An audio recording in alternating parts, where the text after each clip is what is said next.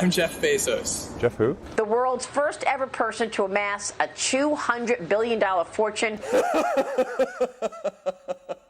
You can choose a life of ease and comfort, or you can choose a life of service and adventure. Which one of those, when you're 90 years old, are you going to be more proud of? It's easy to have ideas. It's very hard to turn an idea into a successful product.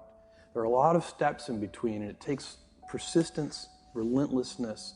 So I always tell people who are, who think they want to be entrepreneurs, you need a combination of stubborn relentlessness and flexibility. And you have to know when to be which. And basically, you need to be stubborn on your vision, because otherwise it'll be too easy to give up. But you need to be very flexible on the details, because as you go along pursuing your vision, you'll find that some of your preconceptions were wrong, and you're going to need to be able to change those things.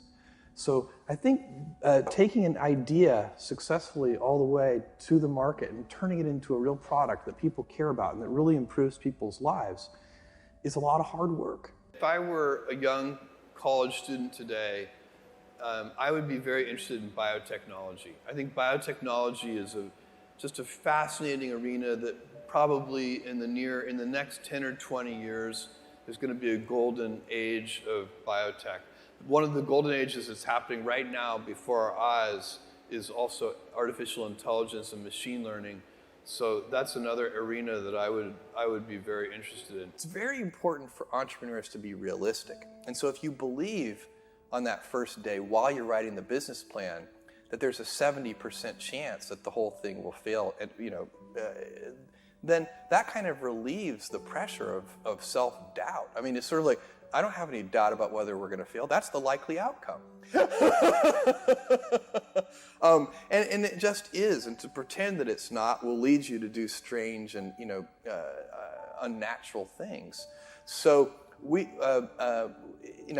and what you do with those early investment dollars, so if you have $300,000 and then you have $1 million, what you do with those early precious capital resources is you go about systematically trying to eliminate risk.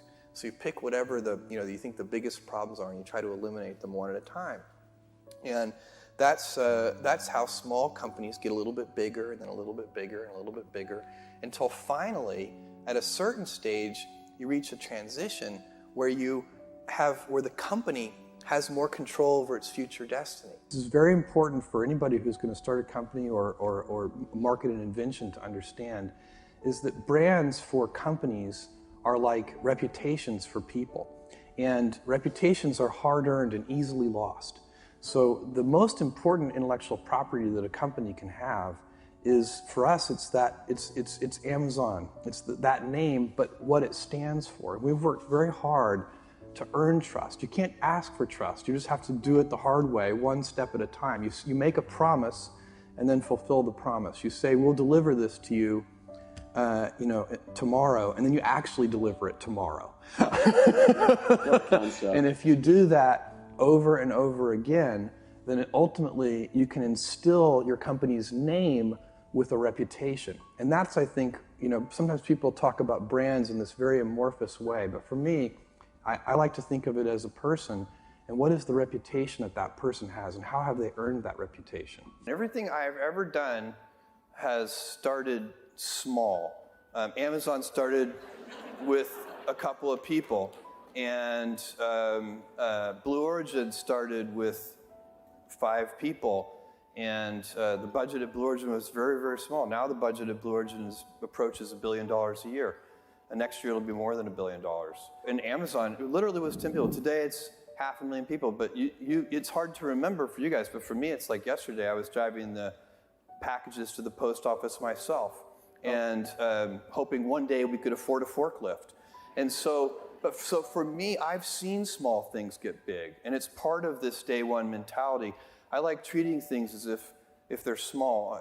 Amazon, even though it is a large company, I wanted to have the heart and spirit of a small one. I often tell people that I work with, if you can get, because people have very high standards for how they want their work life to be. And I said, look, if you can get your work life to be where you enjoy half of it, that is amazing, because very few people ever achieve that. Because the truth is, everything comes with overhead. That's reality. Everything comes with pieces that you don't like. You could be a Supreme Court justice, and there's still going to be pieces of your job you don't like. You can be a university professor, and still going to be, you have to go to committee meetings, and you have to do things. You know, every job comes with pieces you don't like. And we need to say, that's just how, that's part of it. And not resent those pieces, or try not to, but also try to minimize them. The stress primarily comes from not taking action over something that you can have some control over. So if I find that some particular thing is causing me to have stress, that's a warning flag for me. What it means is there's something that I haven't completely identified, perhaps in my conscious mind, that is bothering me, and I haven't yet taken any action on it. I find as soon as I identify it and make the first phone call or send off the first email message or whatever it is that we're going to do to start to address that situation, even if it's not solved, the mere fact that we're addressing it dramatically reduces any stress that might come from it. So stress comes from ignoring things that you shouldn't be ignoring, I think, in large part. So stress doesn't come, people get stress wrong all the time, in my opinion. Stress doesn't come from hard work, for example. You know, you can be working incredibly hard and loving it, and likewise, you can be out of work and incredibly stressed over that. So, and likewise, if you kind of use that as an analogy for what I was just talking about, if you're out of work, but you're going through, a disciplined approach of, a series of job interviews and so on, and working to remedy that situation, you're going to be a lot less stressed than if you're just worrying about it and doing nothing. A young person should find something that they're passionate about to do. And that's not going to surprise anyone. It's a clear thing to do. It's very hard. If you don't love your work, you're never going to be great at it. And I find people don't dislike hard work.